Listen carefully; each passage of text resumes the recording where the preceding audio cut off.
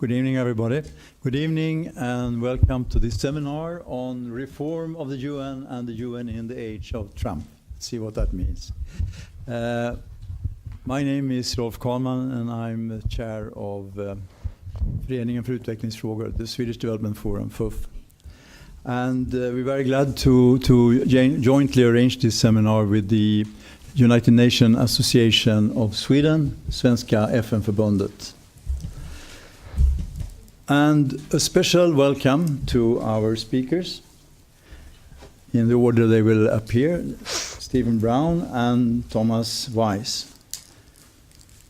Actually, the primary reason for them to be here in Sweden is that they have been, and I know some of you were at the seminar, they have been assigned to make a report for EBA, the Committee on Aid or Aid Studies, the Expert Committee on Aid Studies, on financing of the UN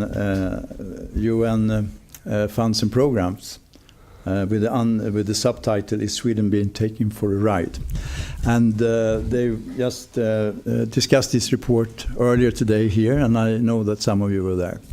But we thought that when these two gentlemen were here, we shouldn't miss the opportunity to ask them if they were willing to come and also speak to us about some of the broader issues of UN reform and challenges.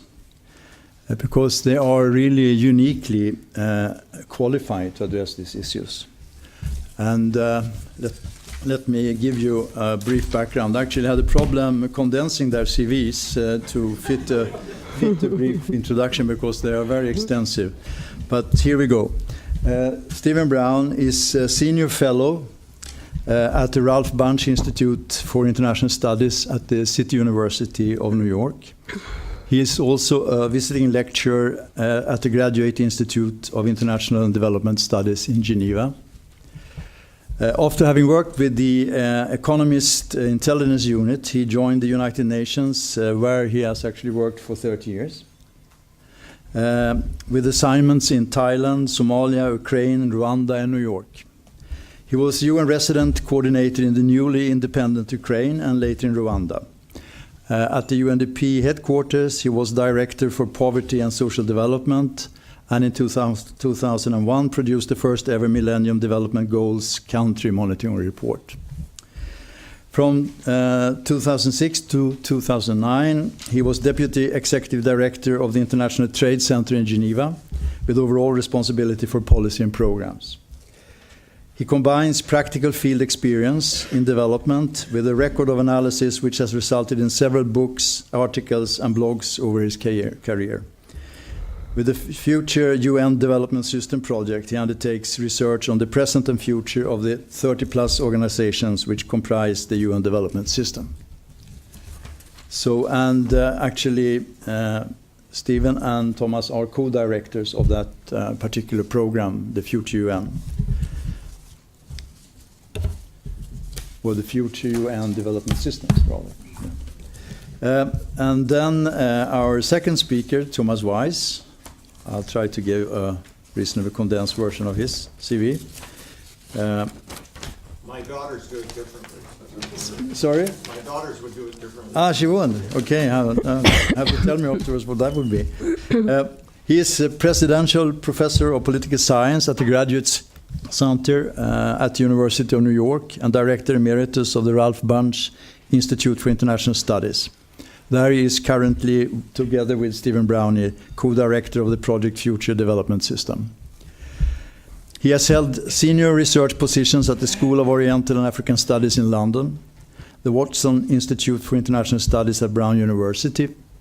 He has held leading positions at the Academic Council on the UN System, been executive director of the International Peace Academy, and research director of the International Commission on Intervention and State Sovereignty. He was the 2016 Andrew Carnegie Fellow, past president of the International Studies Association, and recipient of the Distinguished Scholar Award. Thomas Weiss has also worked at a number of UN organizations. This includes work at UNCTAD, at the Office of the UN Commissioner for Namibia, the United Nations Institute for Training and Research, and the ILO.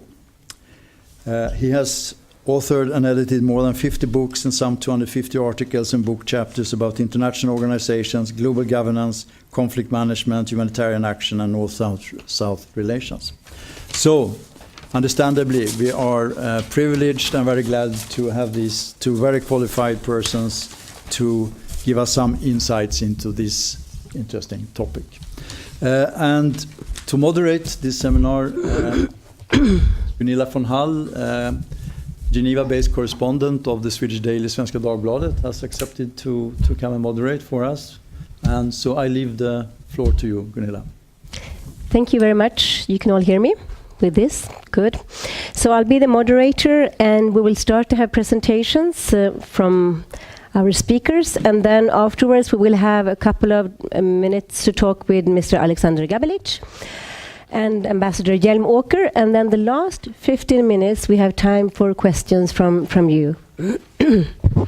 So we start with Stephen. Would you like to come up here and do your presentation, please?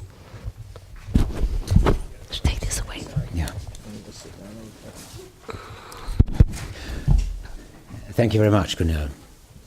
You might be wondering what the connection is between these two subjects. I'm working on the assumption that in the age of Trump and beyond, that there will be a UN to reform. So I'm giving a slightly positive spin to the ominous messages that Tom will be following with. Oh, wrong. Have I got the... Is there a remote here? Oh, yes.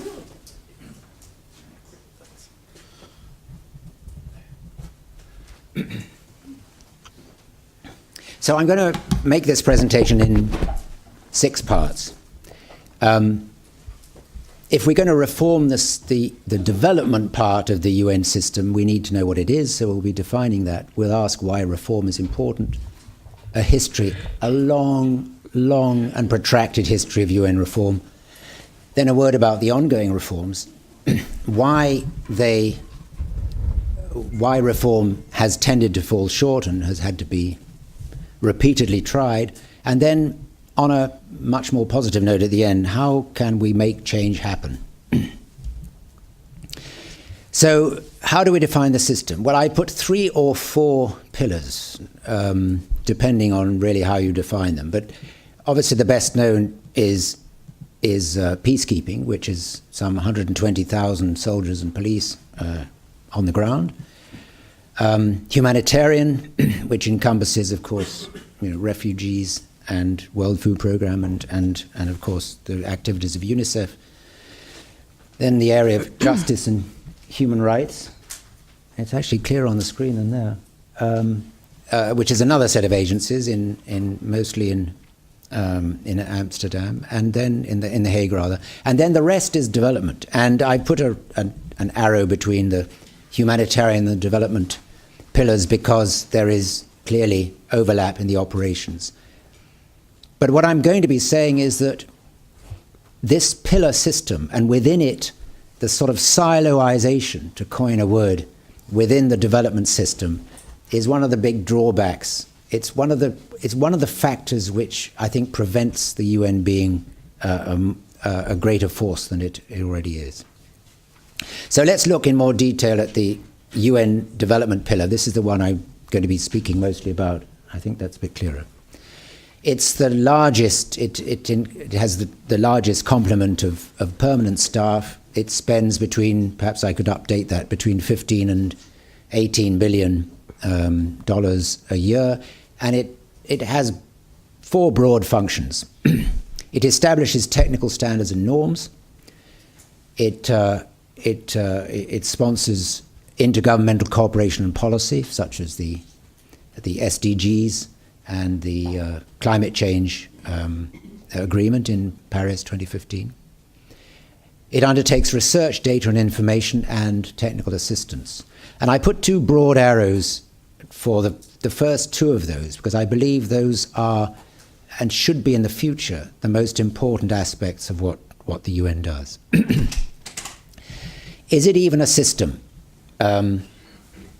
there are different ways of defining the development system. One way of defining it is that it's everything else if you take out peacekeeping and humanitarian and justice and human rights. But it can be defined in 4 other ways as well. It's the group of organizations, some 30 plus major independent organizations, which come under the Chapter 10 of the UN Charter. It's concerned with medium and long-term development objectives. They are all members of, almost all, members of something called the UN Development Group. And, of course, they are the organizations principally concerned with the oversight and implementation of the goals. First, the Millennium Development Goals, followed by the Sustainable Development Goals, the Agenda 2030, which was agreed in 2015 as well. So that's the system. Daunting to look at. And I won't bore you with all the acronyms. I won't spell them out for you. Some of them may be different in Swedish as well.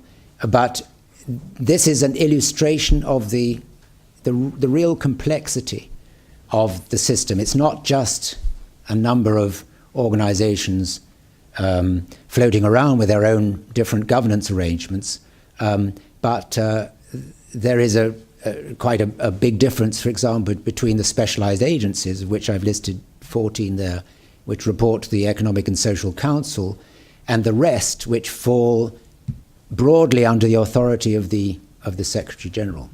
So there's a head of the UN, but there's no head of the UN development system. That in itself is a disadvantage.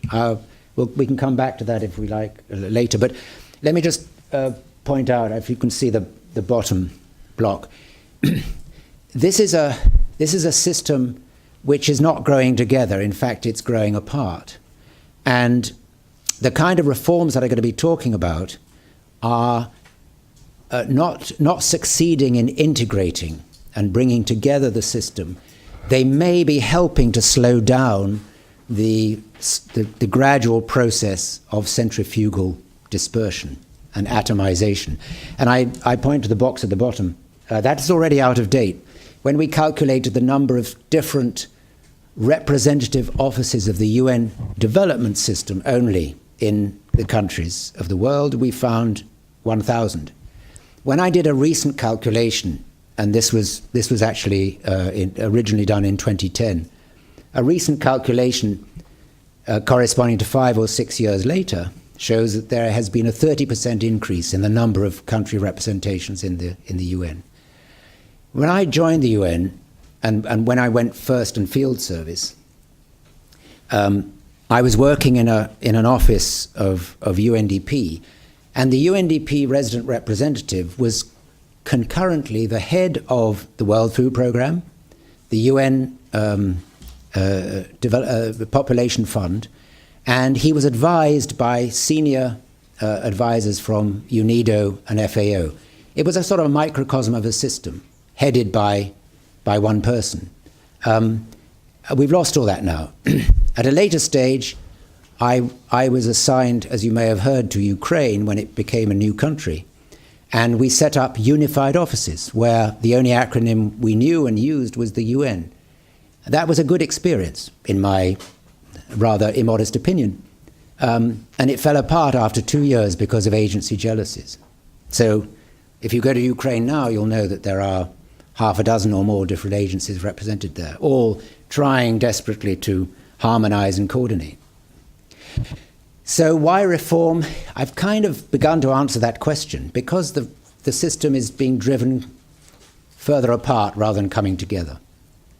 And I think there are 3 types of challenge. That's one of them, of course. More coherence is required. It has to remain relevant because it is becoming, despite its size and growth, it's becoming increasingly marginalized in some areas because there are other people, particularly in technical assistance, that do jobs better than the UN.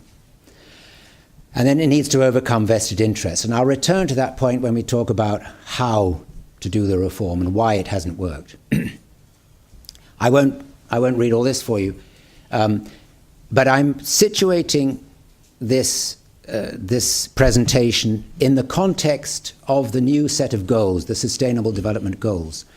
And what I'm pointing out here are three sources which have alluded specifically to the need for the UN to do better if it's going to become an effective implementer of the goals which were agreed in 2015. And you see the key words that I've highlighted there: functioning as a system, integrating better, better governance, organization and funding, and then again, integrated support from the Dag Hammarskjöld Foundation. So we're all thinking along the same lines. But why can't it be done? Well, reform goes back to the middle 40s. Basically, reform is as old as the UN system itself, and that's partly because of the circumstances in which it was created. But the first Director General of FAO, who was Lord Boyd Orr, said in a letter to Sir Robert Jackson in 1948 that he'd been clamoring for 2 years, so that means he's been asking since 1946, the foundation of the UN, for a more coordinated drive. So there's nothing new about reform.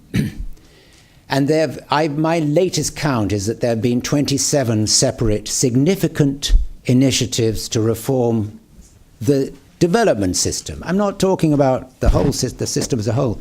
If we talk about the Security Council, we could probably double that number. I will not go through this with you, but I'd be happy to make available this presentation afterwards if you'd like. But I'm showing you the different reform initiatives and the groups that have been concerned. You can see there are Swedish inputs to that as well. The purpose of this illustration and the next one is that there's hardly a few years go by without some new major initiative. It came to a halt during most of the tenure of the last Secretary General, so that the most important extant and still unimplemented sets of reforms really go back to 2006, which brought in the Delivering as One report, which you may have heard about. But I'm going to dwell on the 1960s, because the Jackson report, the so-called capacity study, had ideas which we're still trying to implement. This I think, goes to show why it's been so long and why it's been so difficult. And again, I've just highlighted a few of the aspects of the reform, because this is a basic summary of what Sir Robert Jackson wanted to do back in more than 40 years ago. He saw the need for an efficient system-wide information system. Well, since the information revolution, there's been an explosion in the amount of information, but also the possibility through electronic means to bring about an integration of the information and communication system. Doesn't exist. And that's a great pity. In fact, I've heard people say, my former colleagues in the UN, that one of the greatest impediments to UN reform and greater integration is that there isn't a proper internal communication system. He was talking about organizational integration. Hasn't happened. He was talking about central financing channel through UNDP. That's what used to happen, but it doesn't happen anymore. He was talking about modern managerial methods, and you could say that that's still true today, and flexibility to respond to development needs, which is still insufficient in many people's view. So this is just by way of saying that between 40 and 50 years ago, we were talking about some of the same things. And what are the problems of that first challenge, fragmentation? Well, these are the obvious results: the operational policy incoherence, duplication and waste, and increasing competition for funding as a result of what we were talking about in the last seminar this afternoon, which is a proliferation of non-core earmarked resources by the different donors. So the problem's addressed but not resolved. The second challenge that I listed at the beginning is whether the UN can remain relevant. And I've got just a few examples of why this is a challenge. The UN, as part of the multilateral system and ODA in general, is becoming is of diminishing importance. Now, I would say that this doesn't include all of the resources that pass through the UN. This is the UN as an original donor. This is not the UN as an implementer of other people's programs. But between 2000 and more or less up to date, the share of the UN in multilateral financing has diminished by about a half. And if you look at the if you look at the others here, you can see this this includes some of the new global funds, the green fund, for example, and the vertical funds in health. So the vertical funds in health and environment in particular were inspired by the UN, but are not part of the UN, and perhaps they have lessons for how the UN might be structured in the future. This is an example of how UNDP's core funding has diminished even further. The latest year is 2010. In this picture, in 2015, it's down to 13%. So there's an overwhelming proportion of non-core funding in UNDP. So there's a kind of a bilateralization, which makes one wonder whether there really is still a multilateral system when we look at trends of that kind. We've done, as part of our funds project, Tom and I have done global surveys, and we've asked questions on relevance, and we found that people, this is the global public, but it includes governments and people in the UN, academics, private sector, and NGOs, and so on. There's a tendency to believe that health, human rights, education, gender issues, these are the more relevant aspects of the UN. But down at the bottom, there's the sense that services and tourism, drug control, transportation, some of these areas where the UN is perceived to be less effective are not relevant. So there's a lot that people think is not relevant about the UN, and that's an important feedback, I think, for the organization. We've looked at individual organizations as well. Within this is the UN development system, or most of it, and I'm not sure you can read that, but repeatedly our surveys show that the top two performers are WHO and UNICEF, followed by FAO, UNDP, UNAIDS, and so on.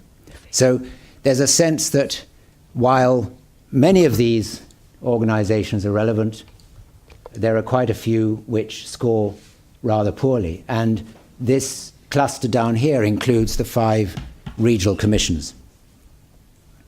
This is another way of presenting, we've kind of mapped relevance against effectiveness. Relevance, our proxy for relevance is the importance, perceived importance of the development domain, and that's upwards this way, the y-axis. Along the x-axis, we have perceptions. Again, it's only perceptions of agency effectiveness. And again, the winners are WHO, UNICEF, and UNAIDS, and some of the losers are here. These are the regional commissions. Here's UNDP. This is the Office of Drugs and Crime, and so on. So I apologize in advance for these baffling acronyms, but the purpose is not to look at each one as being strictly accurate, just to show that there's a wide perception of the effectiveness of and the relevance of the UN, which is troubling. So, bringing up to date, we're almost at the end. What are the initiatives for UN reform today? And the Secretary General has enunciated 3 priorities. One is on peace building, prevention, and sustaining peace, as he's calling it. A third is on streamlining internal management, and the second is streamlining internal management. The third is making the UN fit for SDG purpose. That's basically what I've been talking about, the UN development system. But will it happen? Or are the vested interests in this vast patronage system called the UN, are they too strong? And is the UN development system, as we've asked in one of our reports, Is it too friendly to fail? And why do these reforms fall short? Well, a number of reasons. If you put 193 representatives of foreign ministers around a table, you're unlikely to get a radical blueprint for change. So it's what Tom has called intergovernmental gridlock. We've overcome that in some instances. I think the SDGs, from that point of view, if not in substance, at least in process, it was a successful outcome, as was the COP, which led to the climate change agreement. But it's very difficult to get change when you've got some very conservative voices around the table, and a lot of them, each of which, in a certain manner of sense, has a veto, because the change always has to work by consensus. There's a lot of conservatism within the organization, of course. There's a resistance to change. People don't like to be told their jobs are redundant or have changed. As we saw in that stylized organigram at the beginning, there are multiple governance arrangements, and these are inimical to change in themselves. Trying to get the same standards agreed across 35 different organizations responding to 35 different governance arrangements itself is a huge challenge which needs to be overcome. There are many, many different funding patterns. This in itself is an obstacle. So those are four of several other reasons why repeatedly reforms have always fallen short of aspiration. So, and this is my last slide, how to make change happen. And I want to be optimistic. I'm a critic of the UN. I always have been. Even when I was within it, I was very self-critical. But I earnestly believe the world needs the UN. And so how can change realistically happen? And here are four ideas. Strong leadership is absolutely indispensable. I think we had it with Kofi Annan. I hope we have it with Antonio Guterres, and I hope those that he's appointing as some of the senior people in the UN are similarly committed, and committed to push change through even against the kind of opposition that is characteristic of UN reform. And I think there needs to be a new method of coordination. I think the UNDP coordination, the role that it plays is a very ambiguous one, because it's trying to be coordinator while also competing in many areas with the organizations it's supposed to be coordinating. So we need change there also. Number two, the UN can and is, to some extent already, mobilizing other partners. And I would say that when it comes to NGOs and small-scale private sector and so on, this can be very important. But what's important also is that the UN does not go into partnerships naively. When I was in UNDP, actually a time when I was in Bangkok, some of my colleagues took great pride in the fact that we were partnering with Coca-Cola. This was a lousy idea. This is the company. I mean, I drink Coke, and you probably do too. So I'm not criticizing their existence, but to bring them into the development world is complete nonsense. When you think that it takes 10 liters of pure drinkable water to create 1 liter of a drink which nobody has ever said does you any good at all, except perhaps provide you with a shot of caffeine. So there are ways in which the large multinational corporations want to wrap themselves in the blue flag and make themselves look respectable. The UN has to resist that. So I'm saying, basically, to sum up, there are good partnerships, but there are some very bad ones as well. And I think that the UN mustn't be naive about that. It needs to build on its comparative advantages, ourselves included, comes to the conclusion that really global norms and global conventions, like some of those that I've mentioned, are really the comparative advantage of the UN. And if the UN did more of that and less of the kind of small-scale operational projects which others do equally well, it would be a stronger system. And finally, funding reform, the subject of our previous seminar. Well, lots to say about that, which I won't go into detail now. But a more centralized funding system would be very important. What has happened is that because of our patronizing system, we have donors which have their favorite agencies and organizations. And Sweden, which is a model donor in many ways, is no exception to that. It had its preferences. But the fact that there's all of this multiplicity of different funding sources going to a lot of the different parts of the UN development system is not helping to bring it together. It's actually helping to drive it apart, because each part of the UN development system is competing with every other part for the money of the same donors. So I'll stop there, but you'll get more ideas from this website, so I hope you have a chance to visit it. Thank you very much. That was very interesting, especially how the UN is perceived, the perceptions of the United Nations, and I also think it's interesting what you say about partnerships, because this is something that the UN really is looking for, partnerships with the private sector, and it's very controversial. So now I welcome Thomas up, and your theme is very timely, as we were just heard before I came here, that Donald Trump will also fire his Secretary of State, Rex Tillerson, in the coming days, which is big news, and which will we have more Trump turbulence. So we look forward to your presentation. Thanks, Rolf. When you were introducing me, I said that maybe my two obstreperous daughters would be slightly different. Well, about 25 years ago, when the younger one was 8 or 9. I'm sure none of you have ever done anything like this. But anyway, I frequently travel, and one day I went back. I'd forgotten something upstairs in my room, and she was barricaded in her bedroom with a friend of hers. And I couldn't help but hear, she said, "I have no clue what he does. I have no idea why anyone would pay him to say anything. I'd pay him to keep quiet." So we'll see later. I'm working on a book that, whatever the title was "The World Be Better Without the UN."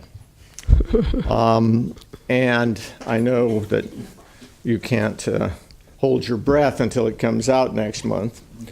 The answer is no, but in order to get to that proposition, I try to look at two sets of counterfactuals.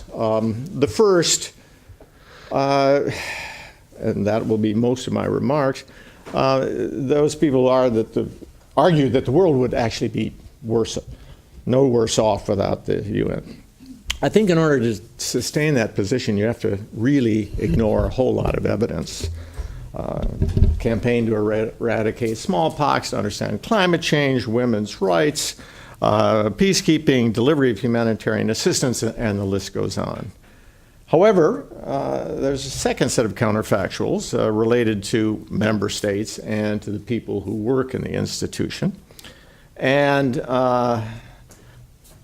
those cheerleaders with blue pom-poms who uncritically look at the UN need to hear some other things. It'd be a little hard to argue that had member states behaved in 1994 with Rwanda, we wouldn't be better off. Or that if peacekeepers were raping fewer kids in Central Africa or leaving less cholera behind in Haiti, or if staff members took their duties more seriously and were more creative. So I have two sets of counterfactuals. I'm going to deal with the first one because the UN in the age of Trump, the UN is, I'm going to put this down. I feel like I'm going to get stabbed here. The UN is not a four-letter word. That's obviously only two, but it certainly is an invective. In thinking about what I was going to say, and reacting to Trump's performance at the UN, the first performance, my old friend Brian Urquhart, who has wandered through these areas for when he was well a lot. I remember Brian telling me that the UN is the last bastion of state sovereignty. The reason, obviously, presidents and prime ministers and princes all think they can do what they bloody well please, that's the license for state sovereigns. There had been a slight erosion of that, something I had something to do with, the responsibility to protect on mass atrocities. Globalization makes certain kinds of claims no longer relevant, and states have entered into treaties. But it's hard to argue that either the UN or the European Union or any regional organization does not rely on state sovereignty, however defined. However, Trump actually broke the modern record, I think, in his speech at the UN, which went on 3 times the legal limit, so not exactly making a model of brevity. But he used state sovereignty 21 times. And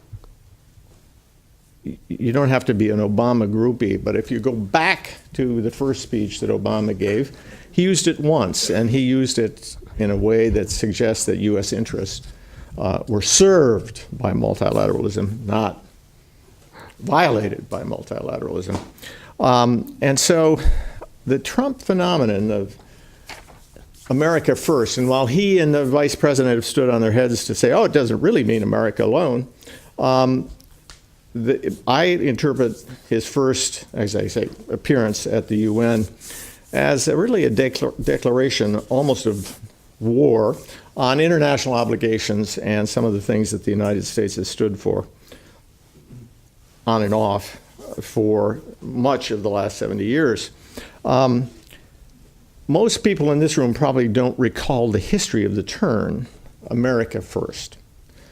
There was something called the America First Committee, which was founded by 2, frankly, proto-fascists. One was Charles Lindbergh, the aviator, and the other was a, frankly, racist Catholic priest named Father Coughlin, trying to keep the U.S. out of World War II, being better to be allied with not the colored people in Asia, but the uncolored people in Europe. So I think it's important to keep that in mind as one looks at the UN and the age of Trump. They seem to think that somehow unilateralism is a way to look at financial crisis, Ebola, climate change, North Korea, terrorism. This is patently absurd. However, evidence is not exactly in evidence at 1600 Pennsylvania Avenue. So I think Stephen mentioned Antonio Guterres. I think there have been really, really extraordinarily high expectations placed on someone. And they remain unrealistically high in civil society, UN staff, member states.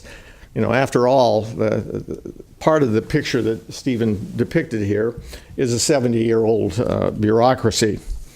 But I think in going back to the origins of this 70-year-old bureaucracy and thinking about the United States, it's important to actually go back to the wartime United Nations. Most people don't actually recall that the United Nations was coined on the 1st of January 1942 in something called the Declaration on United Nations, or by United Nations, which was 44 countries getting together.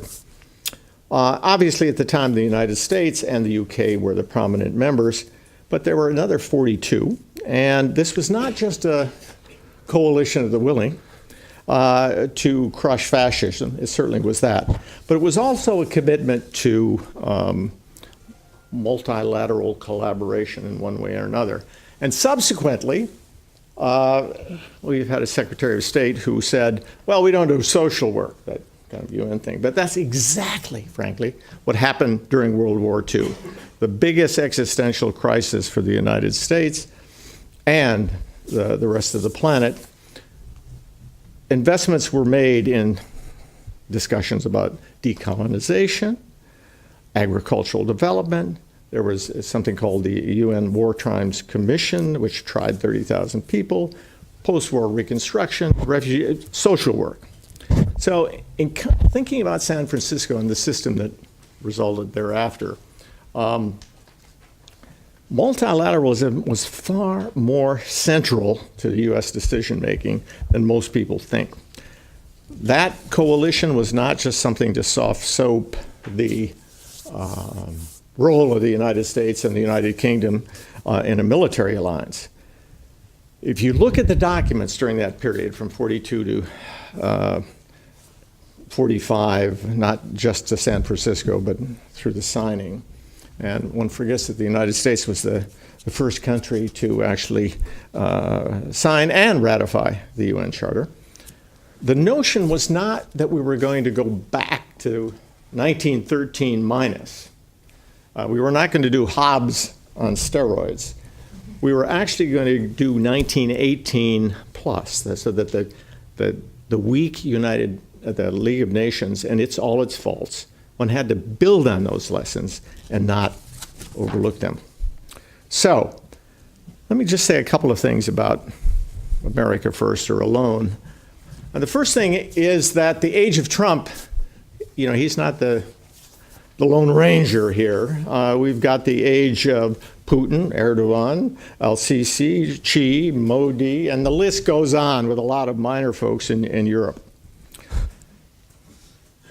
Secondly, and though in terms of the UN, the subject we're talking about today, Trump you could argue either that the UN is so irrelevant, why do we care? So nobody's going to do much to it, or that it's a easy way to make points with what is fondly called, not by me, his base. And so if you look at what's happened to date, it's hard to be encouraged. I mean, he started out second day in office, I think, by completely cutting the funding to UNFPA, the agency that's responsible for women and girls' reproductive health. The savings to the United States is trivial. I mean, this is a rounding error in a budget of $70 million for the US. The second thing was to look at the peacekeeping budget. He started off saying, I want to cut $1 billion from $8 billion. It ended up being only 600 million because other countries resisted, including actually other members of the P5. But this too is a $170 million US show. Who cares? But if you look at not just his campaign rhetoric, but what's happened to date, the UN is no friend of freedom, democracy, and certainly of Israel. And so when you look at Trump's first speech, in some ways people thought, well, it's not as bad as it could have been. I think that's true. He did tip his hat to Truman and to the Marshall Plan and peace and security. But he then went on in a different way that I'll come back to. But I think actually in trying to figure out what he's going to do, it's more important to look at what he's already done on trade and the environment.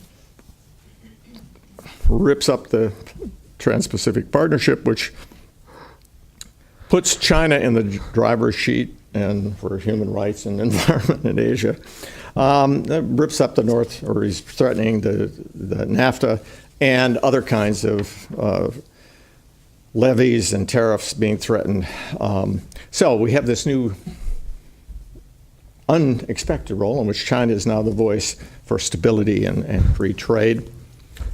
But it's the Paris Climate Change Agreement that is I think both the source of some of my depression, but also some hope, in the sense that here again he's handed to China an issue on a silver platter, somewhat ironically, since you can't breathe in most Chinese cities, and it's now the largest producer of greenhouse gases to become the champion of green energy and the environment. I think my source of some hope here is that the presidential election occurs actually 2 days before the U.S. can actually withdraw from the Paris Climate Agreement. So I'm hoping that more of my compatriots come to their senses. One should not forget that he actually didn't get as many votes as Hillary Clinton.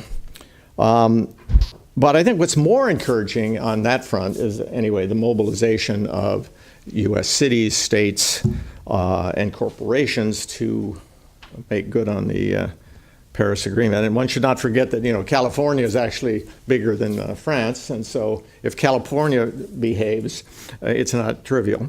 And it's also important that the group of 20, while Trump was pouting in the corner, said, hey, wait a minute, we're not renegotiating this agreement, thank you. So holding the fort is really significant from my point of view. In thinking about his performance at the UN, it's also important to think that this is theater. The UN is theater. And there have been some pretty outlandish performances in the past. Khrushchev banging his shoe on the table and jumping up and down. Arafat checking his revolver at the door and waving a olive branch. Hugo Chavez saying, my God, there's sulfur in the room, still smelling of the devil, George Bush when he's there. So, I mean, there have been other people who really use the forum as a reality show before Mr. Trump. But I do think that it's the first time anyone has threatened the annihilation of a number of member states in the General Assembly Hall. That's a new first. So the question is, in light of all of this, is there something to be learned? As I say, I haven't abandoned hope. And a few months ago, you can imagine what kind of reception I got. I was in Poitiers, and there was a conference organized by the former Prime Minister, Mr. Raffarin, and I compared Donald Trump and Charles de Gaulle, which obviously made me a lot of friends in France. And I said, no, we're not talking about how articulate he is, what his cultural level and all that. I said, look at his views toward multilateralism. Don't forget that the general talked about le machin, that thing that was the UN. He also pulled France out of NATO. He didn't call it obsolete, but stayed outside. He also, in what was then the European Economic Community, had the chaise vide, the empty seat. So he was this was Gallic nationalism, maybe not American nationalism run amok, but this was a Gallic version. He turned out to be really, really wrong. He somehow forgot that the United Nations was what liberated France. He somehow overlooked the fact that NATO actually did provide a source of security for France and everybody else, and that the community was an important element of France and its future. So my hope here is that, in fact, Trump will be as wrong as de Gaulle was. And so that when he ended up his speech, that is Trump, in New York by saying, we are calling for a great reawakening of nations. That's what he said to the General Assembly in his final lines. The fact is that the United States and lots of other people created the UN actually to overcome the excesses of nationalism and nations. So instead, he should have been calling for a great reawakening of the United Nations, and that's what the rest of the conversation will be about. Thanks. Thank you very much. Very interesting. Trump keeps us on our toes, and probably will do so for a few more years. Now. What are we doing? Listening to both of you, I have a question in my mind, and it is, the problem for the United Nations is a lot the Security Council, and how the Security Council is paralyzed, it's blocked. It's actually not achieving anything with war in Syria, with Yemen, with North Korean crisis. This is the big problem I feel with the United Nations today. And I would like to ask you, and you too, of course, what solutions do we see? Can we change the Security Council? Should we have more members? Should we change the veto system? What should we do? Because I think this is the big problem today. We have a time for a quick comment from both of you on that before we go on to Alexander Gabelic. Well, all right. I should stay here. When I think about the UN, in fact, one of the things that I wrote that has actually had the most number of people who've looked at it was why the Security Council was never going to be reformed. The second part is something called the three United Nations. So you've got member states, you've got the people who work for the Secretariat, and you got all of us, along with commissions, the media, and lots of others who are supportive or working in tandem with NGOs and what have you. So I think when we're looking at these issues, and you want to say, the UN is a total mess. It's a catastrophe in Syria. Look at what they've done. Well, actually, I would agree. But which part of the UN? There you're talking about the Security Council. And more particularly, you're talking about Russia and China, which have vetoed every step along the way. But you're also talking about the West, who is very happy to be let off the hook. Nobody wants to do anything in Syria. Let's be serious. So, when those same hopeless permanent members and elected members of the Security Council decided, wait a minute, maybe chemical weapons are not such a good idea. Maybe. Who did that? The same members making a decision in the Security Council, turning it over for the Organization for the Prohibition of Chemical Weapons to do something. So, in that case, the UN that failed is the same UN that failed in Rwanda. It's the Security Council.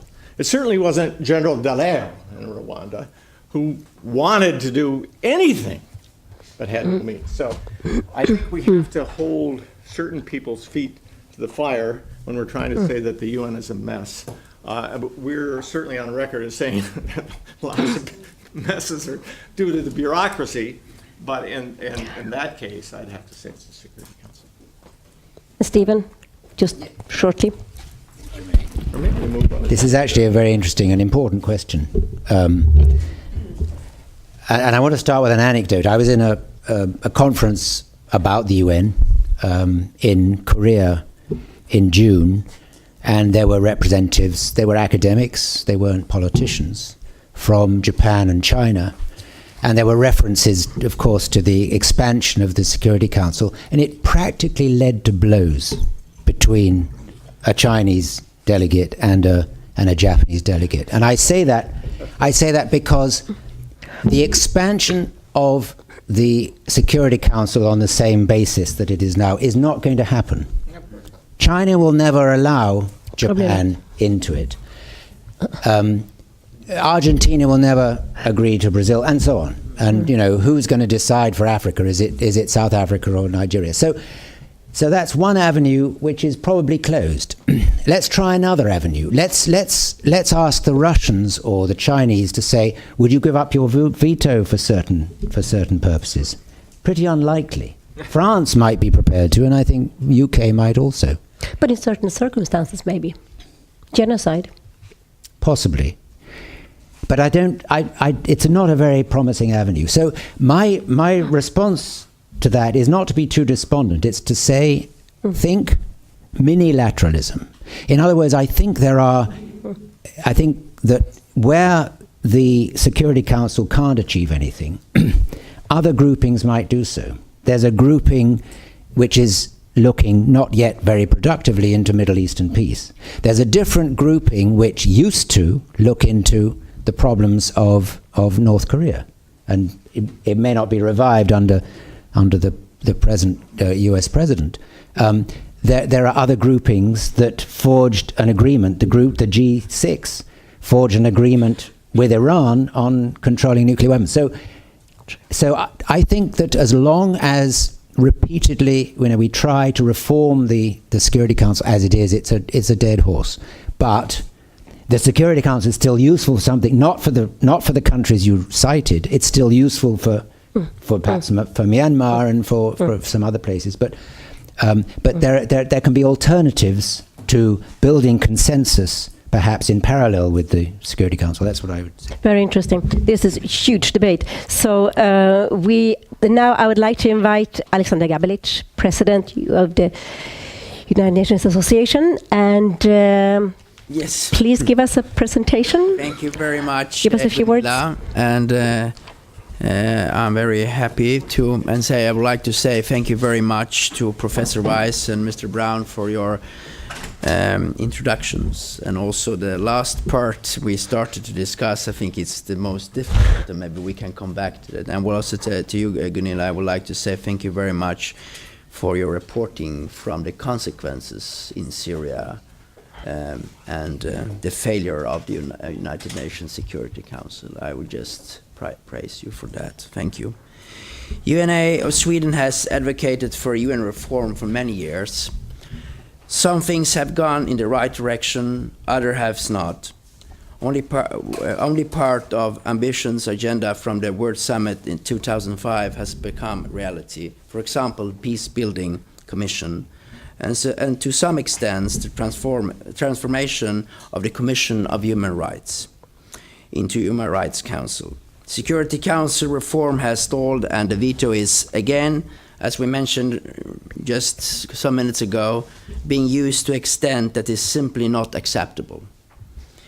The invitation to this seminar started that the UN in the age of Trump is increasingly challenged. It is a sad fact that we have reached new levels of lack of support from both United States and, to be fair, let us be fair, Russia and China, when it comes to the top priorities for the UN and its Security Council to protect international peace and security. Russia has used the veto no less than 11 times in the conflict in Syria. Such actions is harmful to the UN and does nothing to solve today's worst crisis. The Trump administration put the reform agenda on the table when the General Assembly debate opened earlier this fall. I'm sure we all agree that Trump's methods and language are, to put it in a diplomatic way, somewhat unusual. It could be said in other ways also, of course. However, other UN members must always be ready and willing to talk about UN reform initiatives even when they come from Mr. Trump. The more that the UN can show innovations and cost-cutting reform, the more the UN will gain credibility, not only in Washington, but in all member states.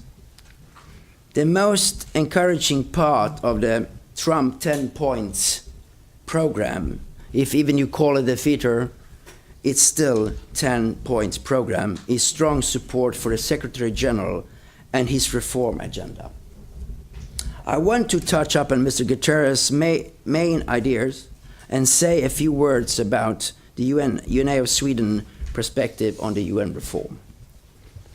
The Agenda 2030 for the Sustainable Development is a historic agreement that we will have tremendous impact on the entire world population. The UNA of Sweden has worked by itself and together with Concord Sweden in the preparation of the agenda. We now follow the national implementation closely and look forward to contributing to the Sweden's efforts to reach the goals. In the developing countries, ensuring financing for development, enhancing the effectiveness of the UN country team are important tasks in coming years.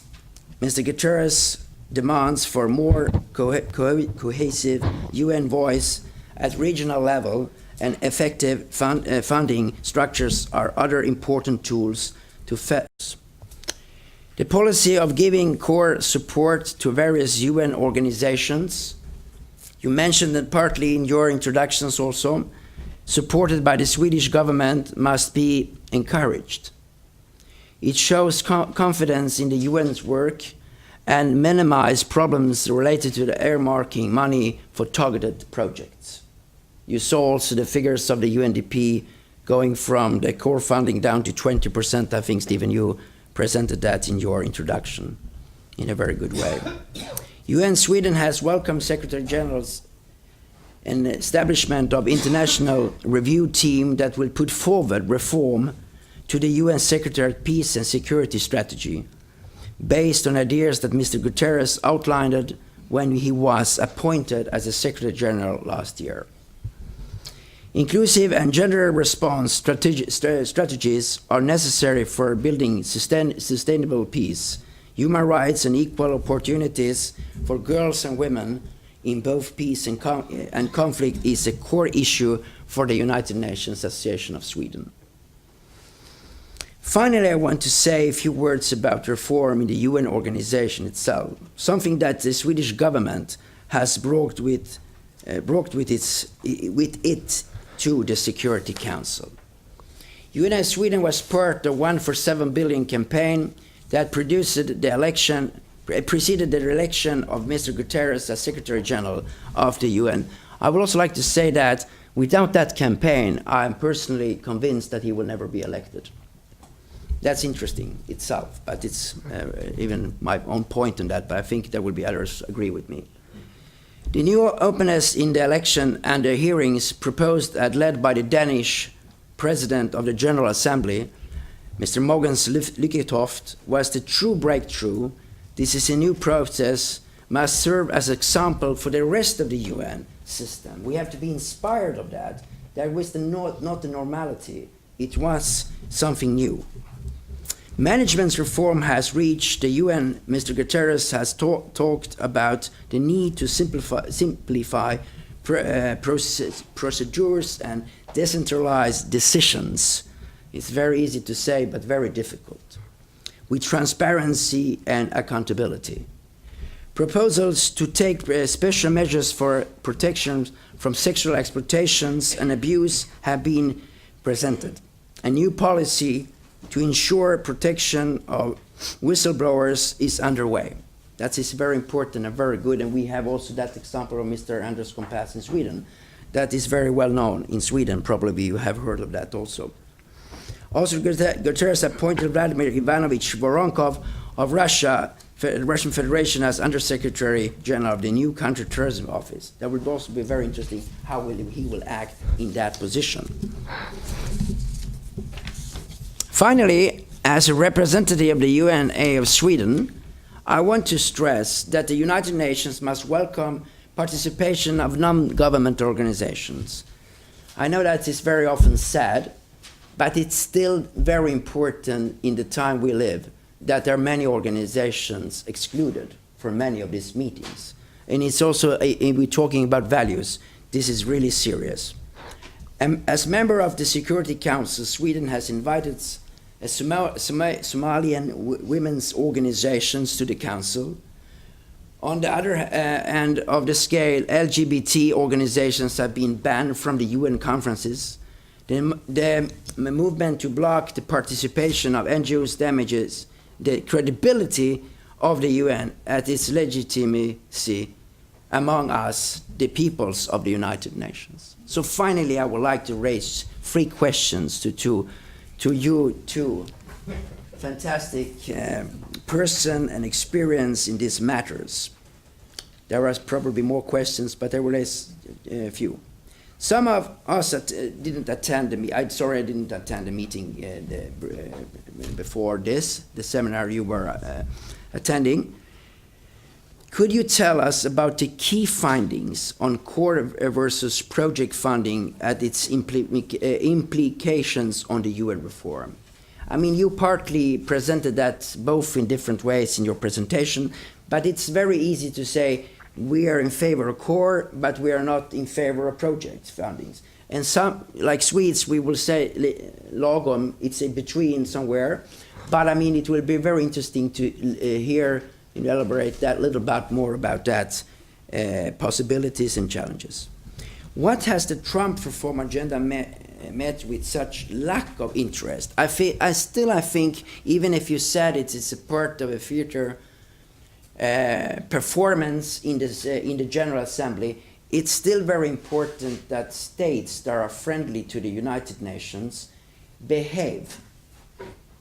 I know it's very difficult to be civilized sometimes, but it's been very interesting to hear your reflections on how to behave better even when we have this president in Washington. I would like to hear a constructive approach in that aspect, and why other friendly countries are not acting in that way, with that path. In my last questions, in your conclusion to mention Addis Ababa Action Agenda, it is reference to human rights and a number of UN conventions. What field-centric reforms should have the highest priority when reforming the United Nations development system? It's not an easy question, but it's also a part of this discussion today. Thank you very much. Thank you, Alexander. Good questions, big questions. I propose we do the following, that Ambassador Lennart Hjelmåker will just speak before you will bring your answers to these questions, if you don't mind. So please, Ambassador Hjelmåker is at the UN unit at the Swedish Ministry for Foreign Affairs. Thank you. And I was hoping you would be given a few minutes to ask questions also later on. Yes. I volunteered to be the last one here today on that idea. I'm not sure that will happen. But I will use a few minutes to come back. And some of you also, I think, attended the previous seminar here when the reports were introduced, and also heard a lot of comments. But this about UN reform, and I'm going to focus on that. On the Trump matter, let me say we need multilateralism more than ever. I think we all in this room agree on that one. And that's on top of the agenda, that we absolutely need that. On the Security Council, I'm sure, Rolf, if you could invite colleagues of me to come, and you could have an entire meeting to discuss both what has happened, what happens when Sweden now is a member, and also on the reform of the Council. So don't forget to put that on the agenda. But on reform, and when I joined the Ministry for Foreign Affairs in 1985, I worked for SIDA before. I was a bilateral person. But I was recruited to the ministry and as the coordinator for the Swedish aid budget. And at that time, our political leadership said it's not only a right, it's a responsibility for Sweden to try to do something about how to reform the UN. Because we, Sweden and the Nordics together, did put so much money into the UN. And we financed more or less 40-45% of the UN in development. So we really said it's not only a right, a responsibility. So we've formed something, or the politician formed something called the Nordic UN project. And I was quite involved in that. And the proposals that came out of that project, you forgot that one on your list there. You had something in Belinsky group. That was a group of ambassadors who later on discussed in New York. But in our project, or in the Nordic UN project, we focused on three things. The first one was rules and mandates. How does the system work? What is the difference between UNDP and a specialized agency like FAO, for example? So rules and mandates.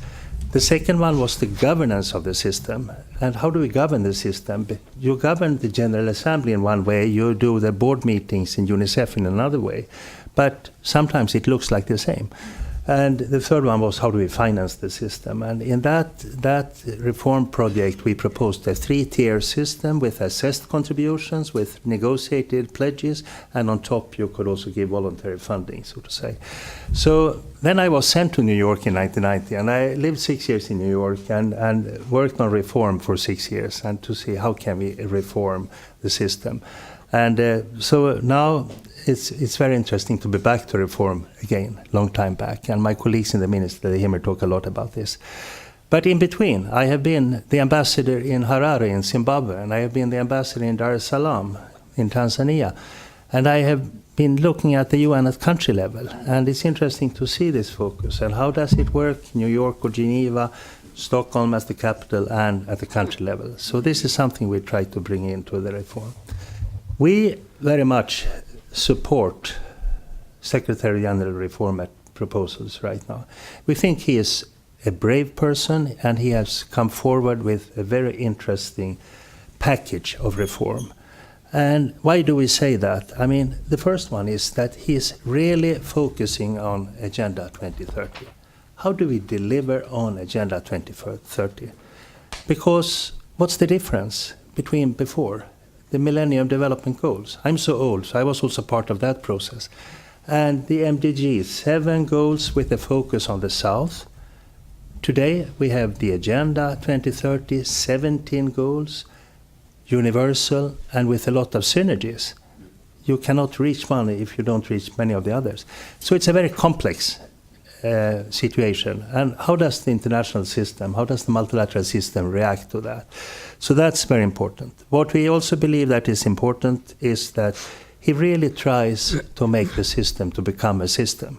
And you have been mentioning that in your presentations. But he's really trying to do that. I think that the different pillars that you have been mentioning here, the peace and security, the humanitarian, human rights, and the development, and then you touched, one of you, a little bit on the management part. We bring that up quite a lot, because if management doesn't work, none of the other pillars will work. So the management part, we also believe, is very critical. And then the focus on prevention, conflict prevention, and sustaining peace, important parts also that we have already heard about. So that's the general idea why Sweden and the Swedish government believes in this reform attempt. And we try to see how can it be done. Those of us who have been working in New York, we know that quite a lot of things can be spoiled in the basements of the UN building when member states start negotiating. So instead of finding what are the shortcomings in the proposals, we really think that it's important now, the overall support. That doesn't mean that we are entirely happy with everything. And in our reform work, we are in particular focusing on 2 things. And one is on the UN at country level, because we think that is of critical importance. How does it work at country level? And the other one is the financing of the UN development system. And briefly about the country level. If you go to the country level, and many of you have done it, not all of you, you see almost all the UN flags there. It's almost like in every capital there is a need for every organization to be there. We strongly believe that there must be based on the needs, on the context in a specific country, the UN family should be formed there. And we think that his ideas about this are very interesting and very, very important. So based on contextual approach and on the needs, the UN set up at the country level. The other one is at the country level is about the resident coordinator. And we believe that the resident coordinator has a critical role to play as the leader of the UN country team at the country level. And then there are a number of things related to that overall support. That is, how do we finance the resident coordinator system? How much should it be de-linked from UNDP, etc., etc. But the need for a stronger resident coordinator. On the financing, we heard about in the General Assembly at the high-level debate that there should be a financing summit next year. That is quite a lot about how to finance the Agenda 2030. And then we link up to financing for development, and we talk about domestic funding, we talk about private funding, we talk about new and innovative funding, we talk about companies. It's a very broad agenda. But to make that work, we also need to see that the machinery, that the UN system is working. And then the proposal from Secretary General on some kind of a funding compact is something that Sweden also stay in a dialogue with him and the Deputy SG about. So that is also important. What does a funding compact mean? But I think it's important to make this distinction between how to finance the overall agenda, but how to make the machinery work and make the machinery have a long-term predictable standing. Now you did stand up very quickly for me, so Don't worry. I will not be very much long on this longer. But on the funding, we are going to use a lot. The language in the report from the Secretary General was quite vague on the funding, so we hope that in the next report that will come, it will be much more clear. And for those of you, or let me say two more pieces, peace and security and management. They are also on the agenda. Alexander, you touched upon that, and we believe that this peace and security, and related also to sustaining peace report later on, is also of critical value. We see that there's a focus on prevention. We see that it's a lot about working methods and organizational setup and so on, and a lot about the synergies to peace and development and human rights and etc. etc. So also again, on this one, right now they are debating in New York a resolution on that proposal on peace and security. We will see what the outcome will be. It's quite a procedural draft we have seen, because there are many things to come back to in that one, and we'll see where that will end up. On the management side, also on that one, there are some good ideas, some good visions, but also a number of things like human resources management, ICT, supply chain, and other details that will be dealt with later on. But also on that one, it's important that that is part of the package. On the management, we believe that there is a lot to learn from the funds and the programs and from the specialized agencies, if you compare to the Secretariat in New York. So on this, and to conclude, and to brief those of you who don't work on this on a daily basis. Right before I came here, we have a reform team in our department. And right before coming here, we were on a video conference with our mission in New York, with the reform team there. So we, not on a daily basis, but regularly, we work on this together. Reform of the UN. We believe in the UN. We need the UN. If there was no UN, we would have to create the UN. But in believing in the UN, we also need to be part of trying to make it better. And you could hear from what I'm saying here that we believe that it should be possible to work on this right now. So on the process, finally, on management, there is already a report out there, negotiations on that. There will be follow-up reports. On peace and security, the same. Early next year, there will be a report on sustaining peace, and that February, March sometimes. On development, there was a first report already in July this year. That one we are working on now. There will be a second one in December coming up, and we'll see how far the SG and the DSG will go in that one.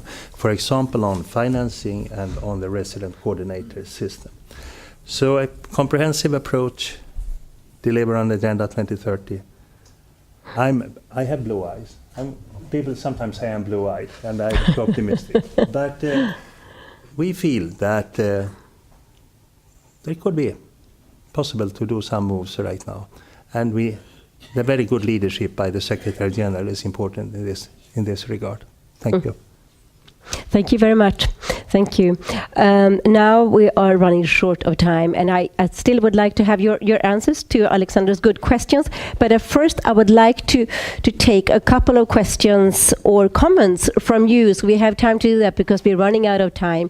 So please, anyone who has a question, a reflection, you can ask it in English or you can ask it in Swedish, and I can translate. Please go ahead if someone has a reflection on what you have heard. Maybe the gentleman over here. You have to speak loudly because we don't have a microphone. My name is Lennart Koskelainen. I worked 10 years as a UNHCR representative in different countries, and I have worked in country teams, and we try to coordinate at the country level. And my experience is that you will never be able to solve this through coordination at the country level. I, as the representative, my boss was in Geneva, it was Mr. Guterres. The representative or the resident coordinator was not my boss.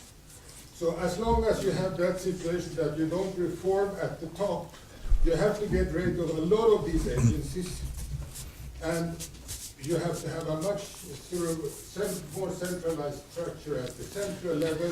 Then you can do something at the country level. As long as you have the superstructure there, I don't believe that you will change anything at the country. Okay, radical. Do you have a... Quickly reply to that. I agree. But That's it. but no, we are well aware of that the specialized agencies are being governed in a different way than the funds and the programs and the UN Development Group and the UN Development System and all that. We still believe that it is important at the country level to draw upon all the expertise from the system, including from specialized agencies and others, and including the IFIs, the financing institutions, the World Bank and others. But we are very much aware of the formal reporting lines and exactly what you say. So, but that doesn't mean that we do not believe in that a lot can be done at the country level. Thanks. Anyone else? Question? Yes, please. I work at the United Nations Association of Sweden as a officer, and I would like to ask how we can include the perspective of young people in the reform of the UN. Very good question. We have to make it Yeah. an organization for the coming Yeah. generations. Yeah, exactly. Very good question. Very to the point. Who feels that you have an answer to this of you? I think the youngest person should. Well, you are the experts. So how should we get the young people involved? What can they do? How can they make a difference? I was going to answer some other questions, but I was going to do that in a rather facile way. I can address your first and third question, but I'm going to do it, as I say, I'm going to take a shortcut. I refer you to our website. On your website, in answer to one question, which is on field coordination, and I agree with what is said at the back, we have a briefing, which was done about 6 months ago, which says why the UN cannot deliver as one. Brackets, but how it could. So in other words, it's saying it won't happen as things are, but it could happen as things might be. So that's my answer. I mean, I was a resident coordinator. I could give you innumerable insights onto the impossibility of the job. And on the third, the question about funding, I mean, I just commend the EBA report to you because we've gone in quite some depth into the pros and the cons of core and non-core funding. So that might be the quick answer. But why doesn't my youthful colleague answer this other question? How can we get young people more involved in the reform of the United Nations? I guess fire the bunch of us. Yes, get rid of us.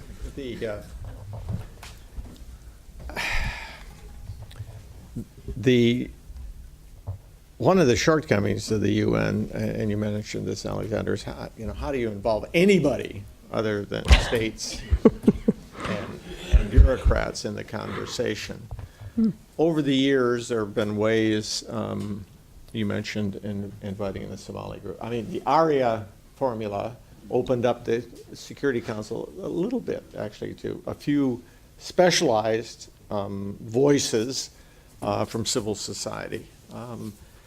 UN gatherings of one sort or another are not always open, but there are lots of people swarming about and views being known. I don't know that there's any actually systematic way of involving you folks. I suppose through UNA Up one could do something, but I really don't. But I did want to come at actually two things. Alexander, you mentioned, in 2001, no matter what the hell the United States did, everybody felt they had to support it after 9/11. I think the opposite is now the case. It's 2017, and anything that comes out of Washington must be loopy and crazy. And lots of it is, but in fact, on the management issues that Guterres put forward, and the resolution or that meeting that was organized the Monday before the opening of the GA, in which Trump actually showed up and said a couple of things about partnerships and making better use of the system. It seems to me that there is a there is an opening there that one ought to try to exploit.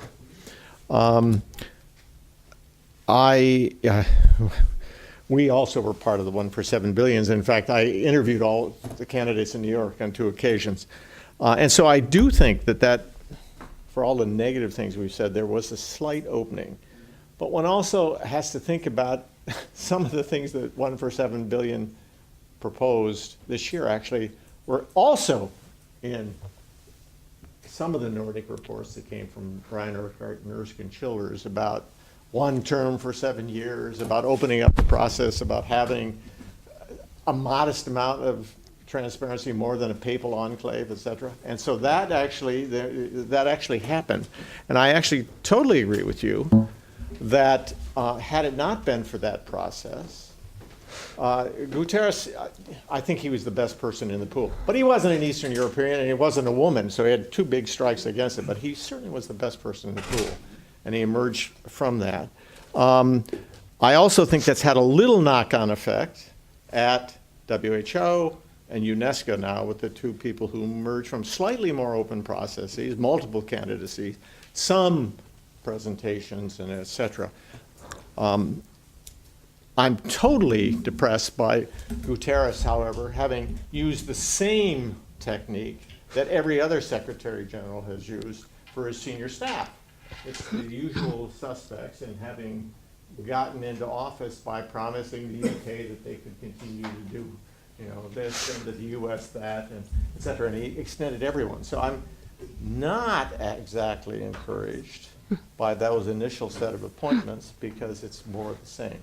So at this point, I'm still, my jury is still out, or as a member of the jury, I'm still out. But thank you, interesting. And I think also partly the answer to your question is, how can young people be more involved in the reform of the United Nations is, you being here tonight. This is very important, and you being involved in civil society. Look, for example, the international campaign to ban nuclear weapons. They actually won the Nobel Peace Prize. They're picking it up in about a week. And that's civil society being active. So just being here, I think, is very important. And could I yes. add one thing on that? If you would have heard me when I was the ambassador in Tanzania or in Zimbabwe or in other postings, I always come back to the role of young people, about youth. And I was always saying that we must change from seeing young people as target groups for interventions, because that we very often do. We need a project for young people. But to make sure that young people are involved in planning, implementation, follow-up, evaluation of everything in society. So I have always been preaching that a lot. Yeah. Your very concrete question here, and a similar question came up in the other room in the afternoon, means I have to go back and talk to my colleagues and see what we do. When I was the ambassador for global health, and Anders Nordström was the ambassador for global health, we have a system where we invite civil society, including young people, for briefings and discussions and so on. I will bring back on what you say. See? Let's see what can happen. It's we also rely on the UN Association, of course, a lot to reach the young people. But let's see what the minister can do. See, you planted the seed. Okay, I think we have to wrap up. If there's anyone else who wants to ask a question or have a last comment that you have at the top of your head, otherwise you're welcome to come and talk to us afterwards. Thank you so much for coming. It was very interesting. Thank you all speakers. It's been a pleasure listening to you, and there's so much more to discuss. Thanks.